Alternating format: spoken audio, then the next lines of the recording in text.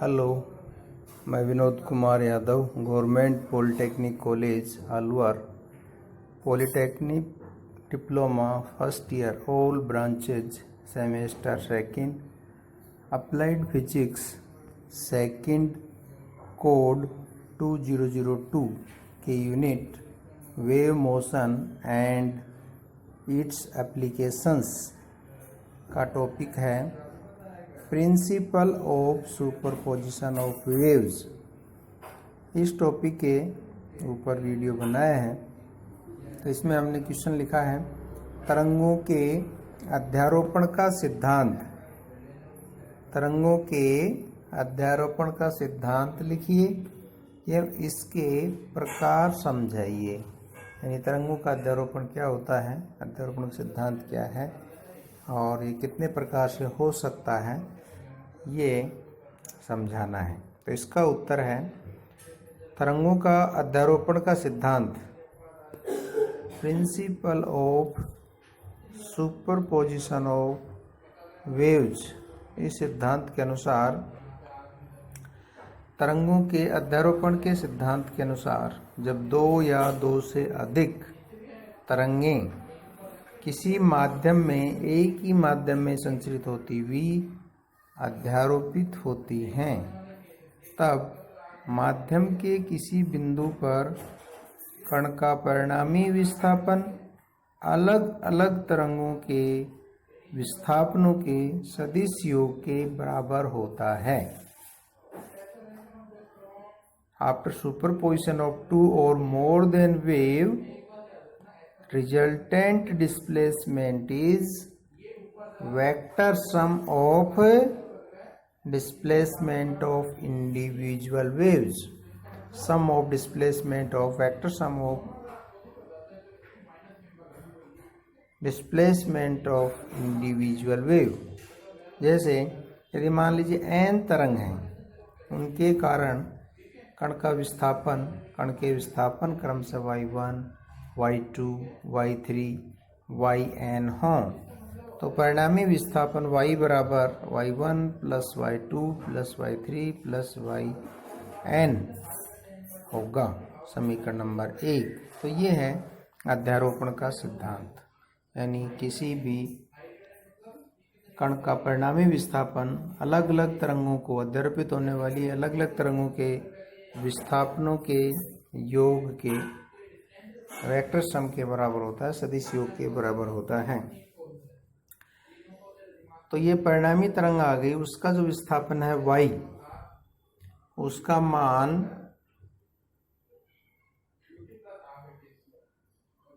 निम्न चीजों पर निर्भर करता है, निम्न फैक्टर्स पर, कारकों पर निर्भर करता है। जैसे पहला है तरंगों के आयाम पर, depend on amplitude of waves. दूसरा है तरंगों के संचरण की दिशा पर, कि मान लीजिए दो तरंगें हैं तो एक ही दिशा में संचरित होती हुई अध्यारोपित होती हैं या विपरीत दिशा में संचरण करती हुई अध्यारोपित होती हैं। तीसरा है तरंगों की आवर्ती पर, यानी दो तरंगें अध्यारोपित हो रही हैं तो समान आवर्ती की हैं या आवर्ती में अंतर है, तो उसके ऊपर निर्भर करेगा। और चौथा है तरंगों के मध्य कलांतर पर। अगर तरंगों के मध्य कलांतर 0 है, 180 है या π/2 है, उस पर भी निर्भर करेगा। तो इनके आधार पर अध्यारोपण को हम समझा सकते हैं। तो किसी बिंदु पर जब दो तरंगें एक ही कला यानी सेम फेज में पहुंचती हैं, तो परिणामी विस्थापन दोनों विस्थापनों के, दोनों तरंगों के जो विस्थापन है उनके योग के बराबर होता है। इसके विपरीत यदि एक ही बिंदु पर दो तरंगें विपरीत कला में पहुंचती हैं, यानी ऑपोजिट फेज में पहुंचती हैं, तो परिणामी विस्थापन दोनों तरंगों के विस्थापनों के अंतर के बराबर होता है, डिफरेंस के बराबर होता है। यदि दो तरंगों के अधिकतम आयाम, अधिकतम विस्थापन a1 व a2 हों, तो समान कला में तो a1 प्लस a2 आएगा और विपरीत कला में अध्यारोपण से a1 माइनस a2 आएगा। तो इनके ये डायग्राम दिखाए गए हैं कि अपने पास दो तरंगें हैं, एक का आयाम a1 है और दूसरी का आयाम A2 है। अगर ये समान कला में, इसमें भी उच्चिष्ट आ रहा है तो दूसरी तरंग में भी उच्चिष्ट आ रहा है, और पहली तरंग का जो विस्थापन है, अधिकतम विस्थापन है, वो निम्निष्ट है, तो दूसरी में भी निम्निष्ट है। तो इनका जो अपने पास है ऊपर की ओर भी जोड़ आ जाएगा। ये दोनों अपने पास है A1 + A2, तो इसका आयाम बढ़ जाएगा, अधिकतम आयाम ऊपर की ओर ये दिखा रखा है। इस तरह नीचे की ओर भी जुड़ करके बड़ी आयाम की तरंग बन जाएगी। इसी तरह से ये समान कला के अंदर अध्यारोपण हो रहा है। तो परिणामी तरंग जो है बड़ी वाले ज़्यादा आयाम की है, A1 + A2 की दिखा रखी है, और A1 A2 जो अपने पास है वो एक डॉटेड लाइन है और एक फुल लाइन है, वो पास पास में है। और परिणामी जो अपने पास तरंग है उसका आयाम बड़ा है, वो दिखा रखा है, सबसे बड़ा आयाम वाला ऊपर वाली तरंग है। इसी प्रकार यदि विपरीत कला में है तो ये हमारे पास है, एक तो नीचे की ओर है डॉटेड लाइन, तो और दूसरी जो अपने पास है ऊपर की ओर है। तो A1 - A2 दोनों का डिफरेंस जो अपने पास है, ये एक परिणामी आयाम की तरंग बीच में दिखा रखी है, वो A1 - A2 विपरीत कला में अध्यारोपण से होती है। तो तरंगों के अध्यारोपण से विभिन्न परिस्थितियों में निम्न 4 प्रकार की घटनाएं होती हैं, 4 प्रभाव प्राप्त होते हैं। तो इनके नाम अपने पास क्या क्या हैं? पहला है व्यतिकरण, इंटरफेरेंस, दूसरा है विस्पंद, बीट्स, और तीसरा हमारे पास है अपरिगामी तरंग, स्टेशनरी वेव्स, चौथा है लिसाजू की आकृतियाँ, लिसाजूज फिगर। तो ये 4 पॉइंट हमने रेड कलर में दिखाए हैं। ये 4 घटनाएं होती हैं तरंगों के अध्यारोपण से। हमारे पास 4 प्रकार की परिणामी तरंग मिलती हैं। व्यतिकरण हो सकता है तरंगों के बीच में, विस्पंद बन सकती है, अपरिगामी तरंगें बन सकती हैं, या लिसाजू की आकृतियाँ बन सकती हैं। तो ये इनकी क्या परिभाषा है, कैसे बनती हैं, क्या शर्त है, उसको हम देखते हैं एक एक करके। तो इसमें पहला है व्यतिकरण, इंटरफेरेंस। इसकी क्या परिभाषा है? नंबर 1 पर, जब 2 तरंगें जिनकी आवर्ती बराबर हो तथा आयाम लगभग बराबर हो, बहुत ज़्यादा अंतर नहीं हो, वह एक ही दिशा में संचरित होती हुई अध्यारोपित होती हैं, तो उनसे प्राप्त प्रतिरूप परिणामी तरंग व्यतिकरण कहलाता है। तो इसकी पहली शर्त तो क्या होगी कि दोनों तरंगों की आवर्ती बराबर होनी चाहिए, दूसरा आयाम लगभग बराबर होना चाहिए, तीसरा एक ही दिशा में संचरित होनी चाहिए। तो उनके अध्यारोपण से जो प्रतिरूप हमें मिलेगा उसको हम व्यतिकरण कहते हैं, इंटरफेरेंस कहते हैं। ये प्रकाश तरंगों में भी होता है, ध्वनि तरंगों में भी होता है। तो ये व्यतिकरण की परिभाषा है। व्यतिकरण 2 प्रकार के होते हैं। There are 2 types of interference. First है संपोषी व्यतिकरण, कंस्ट्रक्टिव इंटरफेरेंस, और दूसरा है हमारे पास विनाशी व्यतिकरण, डिस्ट्रक्टिव इंटरफेरेंस, विनाशी व्यतिकरण। तो ये व्यतिकरण के 2 टाइप हैं, तो इनकी भी हम परिभाषा देख लेते हैं। पहला है हमारे पास संपोषी व्यतिकरण। इसकी परिभाषा, संपोषी व्यतिकरण की परिभाषा, जब समान आवर्ती लगभग समान आयाम की 2 तरंगें एक ही दिशा में संचरित होते हुए समान कला में अध्यारोपित होती हैं, सेम फेज में सुपरिम्पोज होती हैं, तो परिणामी तरंग का आयाम अलग अलग तरंगों के आयामों के योगफल के बराबर प्राप्त होता है या अधिकतम आयाम प्राप्त होता है। इसे संपोषी व्यतिकरण कहते हैं। यानी परिणामी तरंग का जो आयाम होगा, मान लीजिए 2 तरंग अलग अलग हैं और उनका आयाम A1 A2 है, ये डायग्राम में दिखाया गया है, तो समान कला में है, यानी पहली तरंग में उच्चिष्ट प्राप्त होता है तो दूसरी डॉटेड लाइन में भी उच्चिष्ट प्राप्त होता है। A1 A2 आयाम की 2 तरंगें समान कला में है, दोनों में उच्चिष्ट एक साथ बन रहा है, दोनों में सरंग एक साथ बन रहा है, गर्त एक साथ बन रहा है, दोनों में फिर सरंग एक साथ बन रहा है, गर्त एक बार बन रहा है। तो परिणामी जो तरंग है उसका आयाम हमारे पास जुड़ जाएगा। तो ये था संपोषी व्यतिकरण की परिभाषा, यानी समान आवर्ती लगभग समान आयाम की 2 तरंगें एक ही दिशा में संचरित होती हुई समान कला में अध्यारोपित होती हैं, सेम फेज में अध्यारोपित होती हैं, तो परिणामी तरंग का आयाम दोनों के योग के बराबर होता है, A1 + A2 आयाम आता है। इसे संपोषी व्यतिकरण कहते हैं, कंस्ट्रक्टिव इंटरफेरेंस कहते हैं। दूसरा विनाशी व्यतिकरण, इसकी परिभाषा क्या है? जब समान आवर्ती व लगभग समान आयाम की दो तरंगें एक ही दिशा में संचरित होती हुई विपरीत कला में अध्यारोपित होती हैं, ऑपोजिट फेज में सुपर इम्पोज होती हैं, तो परिणामी तरंग का आयाम अलग अलग तरंगों के आयामों के अंतर के बराबर प्राप्त होता है, यानी वो दोनों का आयाम घट जाएगा या न्यूनतम प्राप्त होता है। इसे विनाशी व्यतिकरण कहते हैं। यहाँ परिणामी तरंग का आयाम A1 - A2 होता है। तो ये हमारे पास इसका डायग्राम दिखाया गया है कि एक A1 आयाम की तरंग तो ऊपर की ओर है और ये डॉटेड लाइन A2 आयाम की नीचे की ओर है, यानी विपरीत कला में, एक असरंग बन रहा है तो दूसरी का गर्त बन रहा है। तो इनका जो परिणामी आयाम है हमारे पास वो A1 - A2 इनके बीच में दिखाया गया है। A1 बड़ा है A2 से, इसलिए इसका परिणामी आयाम ऊपर की ओर है, परिणामी तरंग का आयाम ऊपर की ओर है A1 - A2। इसी तरह से दूसरी तरंग नीचे की ओर गर्त बना रही है तो डॉटेड लाइन वाली ऊपर की ओर सरंग बना रही है, यानी विपरीत है, ऑपोजिट है। एक में सरंग है तो दूसरी में गर्त है, तो दोनों का डिफरेंस आ जाएगा। परिणामी तरंग जो अपने पास उनके आयाम के अंतर के बराबर आयाम की प्राप्त होगी। तो ये था विनाशी व्यतिकरण। तो इसमें संपोषी व्यतिकरण में यानी संपोषण होता है, समान कला में होती है तो जुड़ जाता है आयाम, और इसमें विपरीत कला में तो विनाश होता है, यानी अंतर आता है। डिस्ट्रक्टिव इंटरफेरेंस बोलते हैं इसको। तो ये था हमारे पास व्यतिकरण और उनके दो प्रकार। अब जो तीसरा हमारे पास है वो है विस्पंद।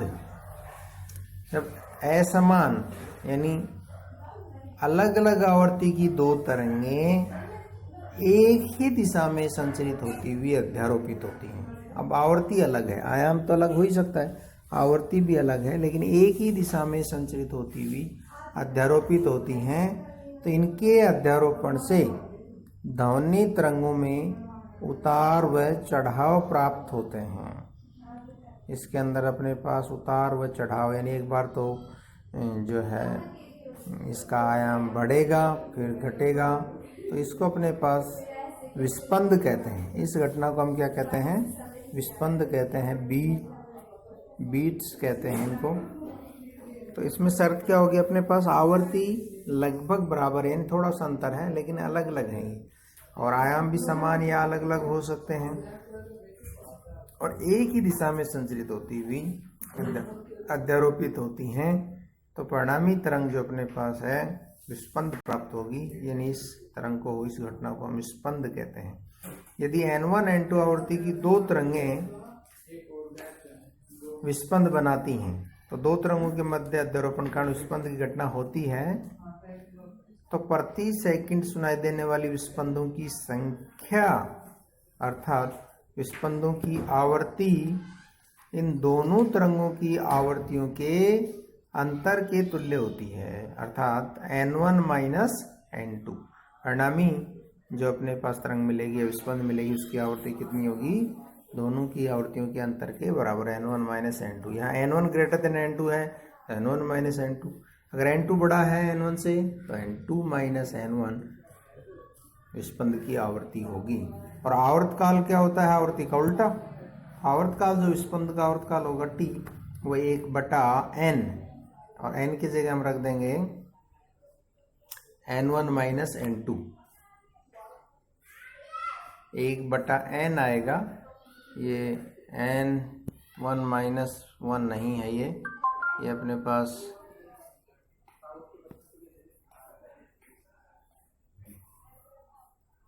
N1 आएगा, ये अपने पास यहाँ पर।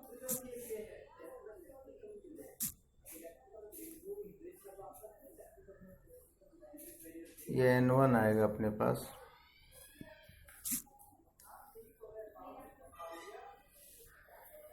तो ये होता है आवर्तकाल T बराबर 1/N या 1/N बराबर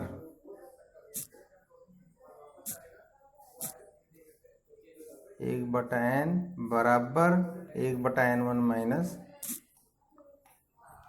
n1 माइनस n2 होता है। अर्थात विस्पंदों का आवर्तकाल दोनों ध्वनि तरंगों की आवर्तियों के अंतर का व्युत्क्रम होता है। तो ये अपने पास t बराबर 1/n1 माइनस n2 होता है, 1/n1 माइनस n2। ये विस्पंद का आवर्तकाल हो गया। n1 माइनस n2 आवर्ती होगी, और आवर्ती n का उल्टा 1/n आवर्तकाल कहलाता है।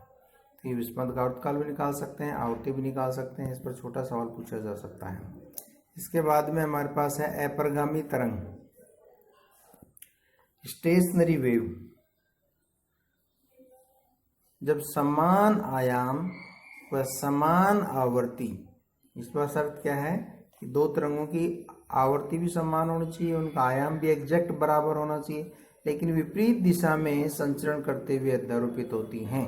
एक दूसरे के आमने सामने विपरीत दिशा में आती हैं, एक दूसरे की तरफ आती हैं। विपरीत दिशा में एक ही माध्यम में, एक सीध में यानी सरल रेखा में संचरण करते हुए, एक सरल रेखा के अनुदिश संचरित होती हुई अध्यारोपित होती हैं, आमने सामने से आती हुई, तो परिणामी तरंग को अपरिगामी तरंग कहते हैं। इन तरंगों में ऊर्जा का संचरण नहीं होता है। No propagation of energy, no transfer of energy, no transfer in stationary waves. तो ये तरंगें आगे नहीं बढ़ती हैं, दो तरंगें आमने सामने से आती, कोलैप्स हो जाती हैं, एक दूसरे को समाप्त कर देती हैं, तो इन्हें अपरिगामी तरंग कहते हैं। तो इसमें आयाम भी बराबर होना चाहिए, आवर्ती भी बराबर होनी चाहिए, लेकिन दिशा विपरीत है, आमने सामने से एक दूसरे की विपरीत दिशा से आगे बढ़ते हुए अध्यारोपित होंगी, तो वो एक दूसरे को कोलैप्स कर देंगे, समाप्त कर देंगी। परिणामी तरंग जो अपने पास है बनेगी, वो अपरिगामी तरंग कहलाती है, और इन तरंगों में ऊर्जा का स्थानांतरण नहीं होता है, ऊर्जा का संचरण नहीं होता है। तो ये था हमारे पास अपरिगामी तरंग। और चौथा है लिसाजू की आकृतियाँ, लिसाजूज फिगर। इसकी क्या शर्त है? जब किसी कण पर एक ही समय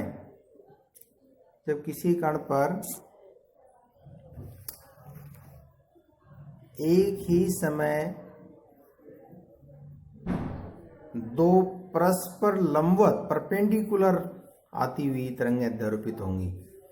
किसी कण पर एक ही समय दो परस्पर लंबवत सरल आवर्त गतियां अध्यारोपित होती हैं, तो कण का परिणामी विस्थापन सदिश एक वक्रीय पथ पर चलता है, एक वक्र बनाता है, बंद कार्य बनाता है, क्लोज पाथ बनाता है, अर्थात जिससे बंद वक्र की आकृतियां बनती हैं, जिन्हें लिसाजू की आकृतियां कहते हैं। सबसे पहले लिसाजू साइंटिस्ट ने इन आकृतियों को प्राप्त किया था, इसलिए इन्हें लिसाजू की आकृतियां कहते हैं।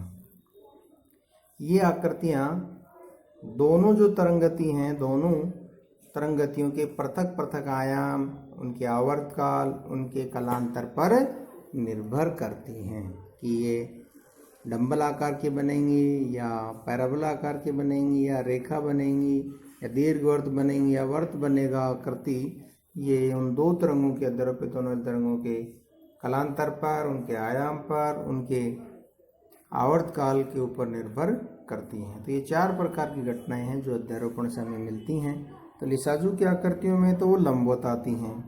अपरिगामी तरंगों में समान आयाम समान आवर्ती होती है दो तरंगों की, लेकिन दिशा विपरीत होती है।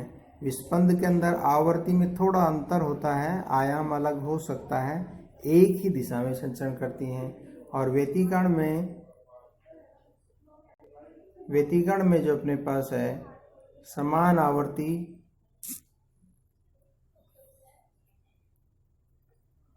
होती है।